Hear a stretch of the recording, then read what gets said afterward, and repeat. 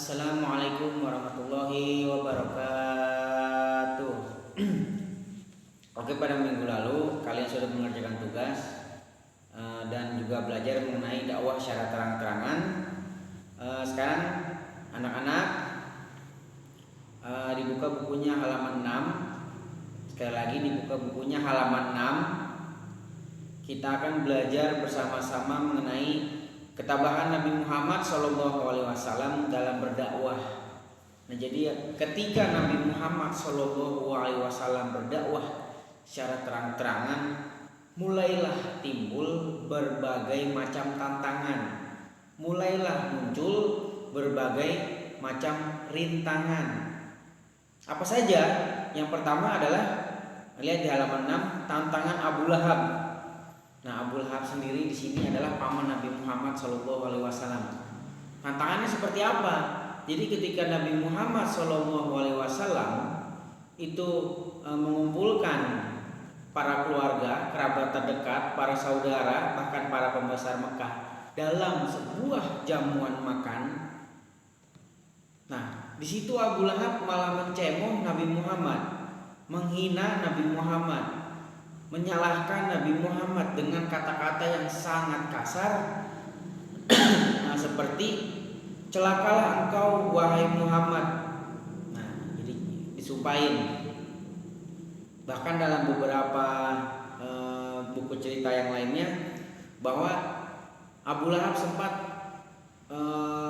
memfitnah Nabi Muhammad SAW bahwa Muhammad telah kehilangan akal atau sudah tidak waras lagi. Nah, tantangan Abu Lahab juga berlanjut. Walaupun tidak berdakwah, Abu Lahab juga suka melakukan perbuatan yang zolim kepada Nabi Muhammad, seperti mengumpulkan sampah kemudian dibuang ke depan rumah Nabi Muhammad. Kadang juga menaruh duri atau pecahan kaca atau batu-batu yang tajam dengan niat agar Nabi Muhammad terluka. Kemudian yang kedua adalah ketabahan atas pembesar Mekah. Nah, jadi Nabi Muhammad juga mendapat tantangan dari para pembesar Mekah. Nah, ini para pembesar Mekah itu mendatangi mendatangi Abu Thalib untuk memberikan tawaran. Tawaran yang pertama adalah menghentikan dakwahnya. Yang kedua adalah menyerahkan Nabi Muhammad SAW. Nah, jadi para pembesar Mekah itu dari keluarga Bani Umayyah atau Bani yang lain seperti Abu Jahal, ada Abu Sufyan, dan banyak lagi, ada Umayyah bin Khalaf. Nah, itu para pembesar Mekah yang benar-benar ingin menghentikan dakwah Nabi Muhammad karena takut mereka kehilangan pengaruh, kehilangan kekuasaan. Jadi di Mekah itu terdapat banyak keluarga atau bani. Ada Bani Hashim, ada Bani Muthalib, ada Bani Umayyah, ada Bani Sa'ad, ada berbagai macam keluarga. Ada Bani Tamim, Bani Adi, Bani Amar.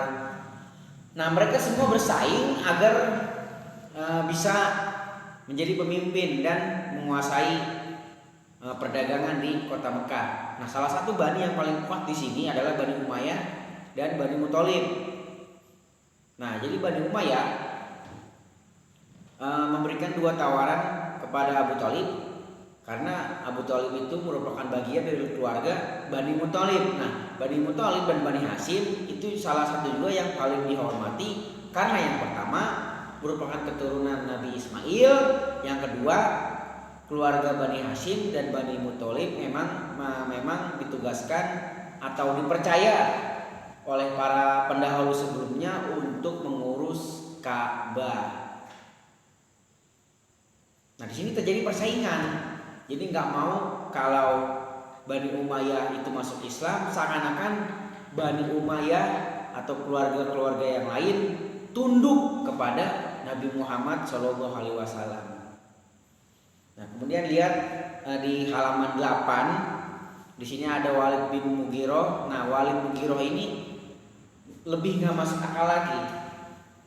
Lihat di halaman 8. Jadi Walid Mughirah di sini ingin menukar Nabi Muhammad Shallallahu Alaihi Wasallam, kan lucu. Jadi Nabi Muhammad Shallallahu Alaihi Wasallam itu sudah dianggap oleh Abu Thalib seperti anak sendiri. Kemudian datang Walid Mughirah. Nah, datang kepada Abu Thalib mengatakan bahwa nih Nabi Muhammad saya ambil, ditukar sama anak saya. Jadi sama-sama punya anak. Cuman kalau Nabi Muhammad itu anak yang diasuh oleh Abu Thalib, kalau Walid Mughirah, nah itu punya anak kandung, namanya Umarah bin Walid. Ditukar, ditawari, udah anak kita tukar. Anak saya buat kamu, wahai Abu Thalib, Nabi Muhammad serahkan ke saya. Untuk apa? Untuk dibunuh. Nah ini kan nggak masuk akal, masa anak ditukar-tukar. Kalian mau nggak anaknya ditukar? Nah, si A jadi anak si B, ntar si B jadi anak si A, si C. Waduh bingung, terkeder anaknya siapa. Kemudian yang keempat masih di halaman 8, yaitu ketabahan atas bujukan Utbah. Nah, Utbah bin Rabi'ah di sini menawarkan. Berbeda dengan Walid bin Mughirah, kalau Utbah itu datang langsung menemui Nabi Muhammad. Jadi menawarkan uang yang sangat banyak. Menawarkan kekuasaan. Bagaimana kalau nanti Nabi Muhammad bisa menghentikan dakwahnya, nanti diangkat menjadi salah satu pembesar di kota Mekah yang berpengaruh, tapi dengan syarat menghentikan dakwah atau dengan harta yang banyak, contoh unta sampai 1000 ekor atau uang yang sangat banyak, dengan syarat untuk menghentikan dakwahnya, tetapi ditolak. Kemudian lihat yang kelima, ketabahan atas siksaan kaum Quraisy. Nah jadi menemui pamannya untuk menghentikan dakwahnya gagal, membujuk Nabi Muhammad juga gagal. Karena dua-duanya gagal, jadi sasaran berikutnya adalah para pengikut Nabi Muhammad Shallallahu Alaihi Wasallam yang lemah. Maksud yang lemah di sini tidak punya kekuasaan. Contoh keluarga Ammar bin Yasir. Nah itu disiksa sampai benar-benar ingin keluar dari agama Islam, tapi enggak kuat. Ada lagi namanya Bilal bin Rabah, disiksa oleh Abu Jahal dan Umayyah bin Khalaf agar kafir kembali, tapi gagal. Kemudian masih banyak lagi para sahabat Nabi Muhammad yang disiksa. Ada lagi namanya kalau nggak salah tuh, nanti minggu depan akan saya jelaskan satu-satu. Jadi intinya seperti itu. Nah sekarang lanjut ke halaman 9, pemboikotan Bani Hashim di lembah Syib. Nah jadi pemboikotan ini maksudnya adalah melakukan beberapa larangan. Yang pertama, dilarang bertemu dengan kaum muslimin. Yang kedua, dilarang berdagang dengan kaum muslimin. Yang ketiga adalah dilarang menemui kaum muslimin.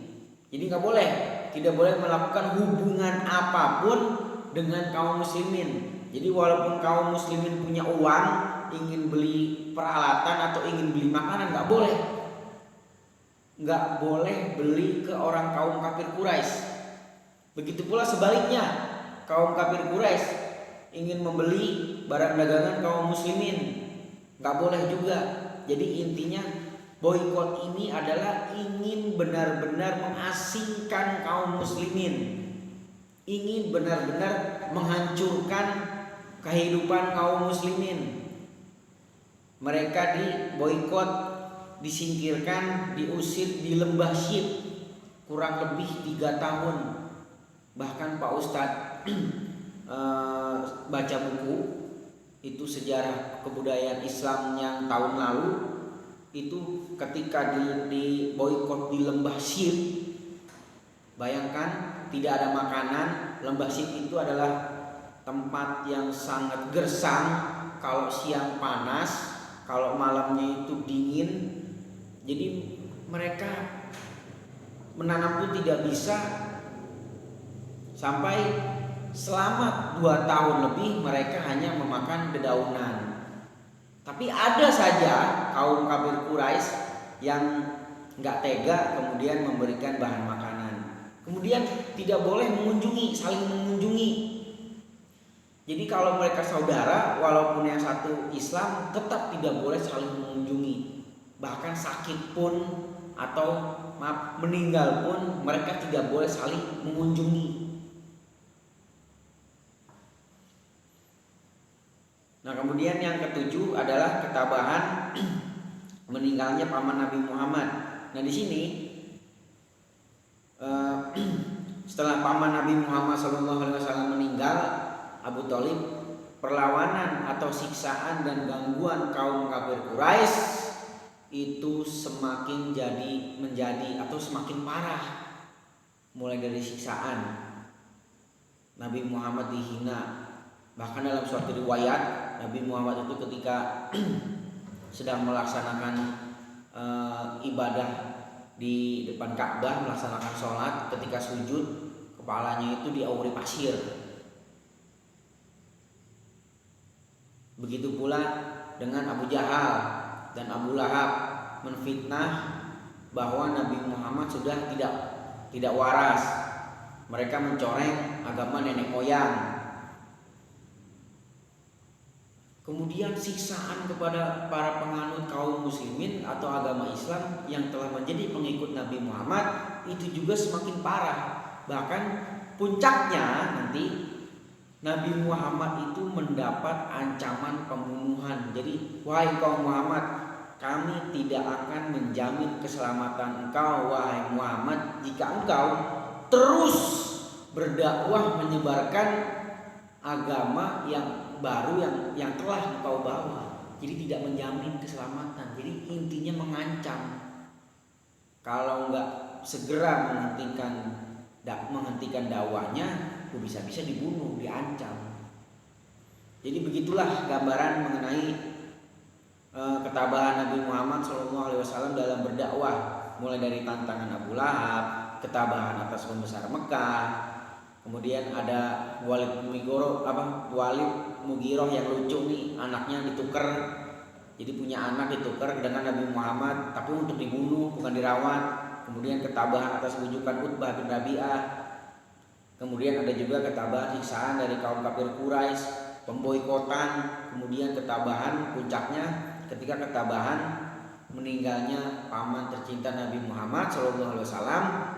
Paman yang sudah mengasuh Nabi Muhammad SAW dari kecil hingga dewasa, yaitu Abu Thalib radhiyallahu anhu. Oke, sekian dari Pak Ustadz untuk pertemuan minggu ini. Assalamualaikum warahmatullahi wabarakatuh.